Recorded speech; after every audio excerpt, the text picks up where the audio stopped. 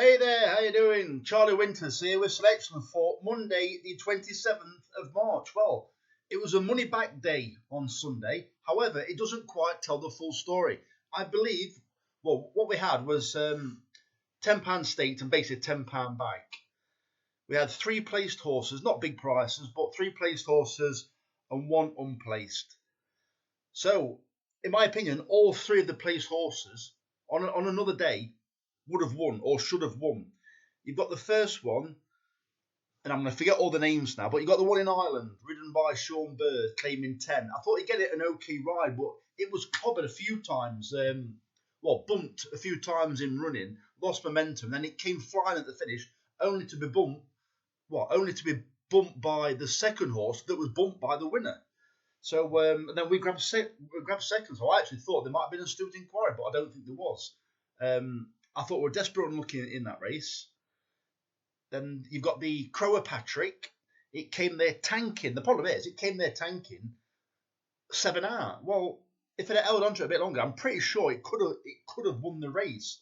It ran so free, and then obviously when it came to the last couple of furlongs, it had got nothing left. Don't get me wrong, it still, I believe, held on for second quite comfortably.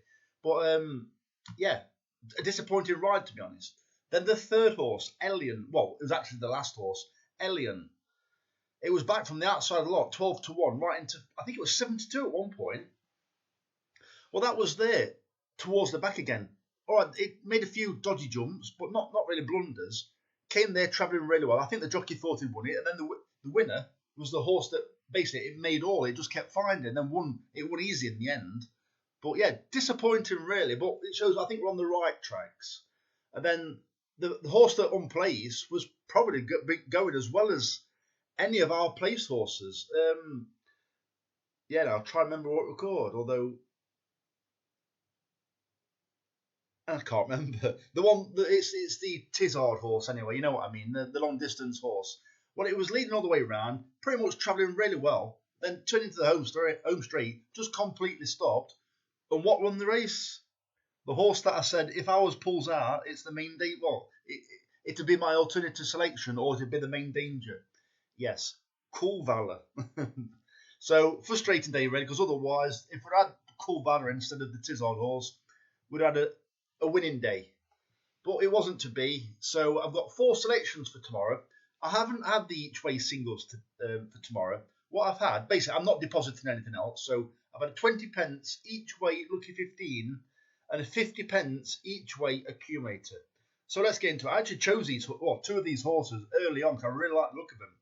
So the first selection is Hiramichi at 4-1 in the 145 at Lingfield, paying 4 places instead of 3. I do believe Jack Shannon could have a half-decent year this year. His dad, Mick Shannon, has had a disappointing campaign for a number of years now. At one point, he couldn't not train a 2-year-old winner. It was knocking them in absolutely everywhere at any price. Well, this isn't a 2-year-old, but I do believe Jack Shannon maybe wanting to maybe prove a bit of a point. Like, just now he's taking the reins to have a really good first season, especially. Well, these are quite big owners that own this one, and I can't remember the names because it doesn't really matter. But I know it's a Madame and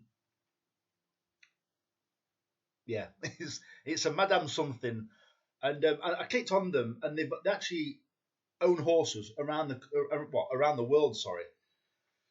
So I know they've been racing some in Japan and also in France, but this horse it's entitled to be up there on form anyway, and I just think this horse. Better things are expected. It's what you call a homebred. The owners have owned. Have had the dam. They've owned that and they've bred off it. And this is the lowest rated horse out of that dam so far. And the vast majority of those horses prefer a longer distance. Well, this horse is gradually stepping up in trip, and I think this would be ideal for it. I do believe it's in a first-time visor. Well, I always look to see if the progeny of the dam like or respond to first-time visors or headgear or tongue straps. And there has been a couple of improved performances in this horse's relatives first-time headgear. Although it isn't. One time it was a visor, another time I think it was blinkers. But don't get me wrong, they don't always work. But I just think it could be an interesting angle for this horse. I have taken 4-1 because in my honest opinion, I think it could be a lot shorter than this. I think it could be 2-1 favourite come tomorrow. So the second selection is Royal Debut. I've left the price in the 2.15 at Lingfield, paying 4 places instead of 3. Well, this horse, it ran for Simon Hodgson last time. I can't remember the trainer who trained it before, but it does like it's gradually improving, and it is the joint best horse in the race. Don't get me wrong, it's only rated 50, and it's one of them classified events, but it ran a cracker at Kempton, and then it stepped up in trip, and it didn't stay the extra trip. But I do think, being dropped back, it'll have every chance, and it's got an okay draw. I think it's drawn 6 or 7, and I do think it'll be prominent and hopefully kick on round the bend. And then with the horses being rated below it and all off level weights, they've got to do a bit of extra something just to catch this horse. Because I do think it's still improving, although it was a disappointing run last time. The third selection is Flash Bardo in the 3.15 at Lingfield. I've left the price because it's a very stingy 3-1.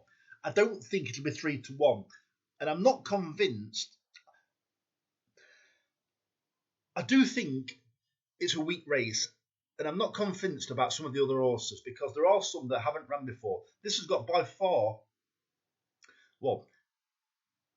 pretty much the best form in the race, and it's only off 8 stone 6, and it's got Rose Dawes taking another 7 off it, so it's got 7 stone 13. So it's got no weight whatsoever. I expect it to go to the front. And Rose Dawes is not a bad jockey, actually. I remember she won a race months ago now. I think it was at Catterick by about 20 lengths when it might have been Nottingham, actually, where they just let her go. Well, I'm scratching my head about that race anyway, but she is a decent jockey, and I do think she could maybe pinch it from the front. And finally, Dashing to You at 9-2 in the 4.45 at Lingfield, paying 4 places instead of 3. So they're not huge prices tomorrow. I think the biggest price is probably Royal Debut. I think it's about 11-2. So there's nothing crazy. I can't actually tip these horses to win because I don't fancy them enough as outright winners. But I do think a lot of them will be vying for that first position. So those are the selections for Monday. So the very best of luck. Charlie Winters, over and out. Cheers, mate.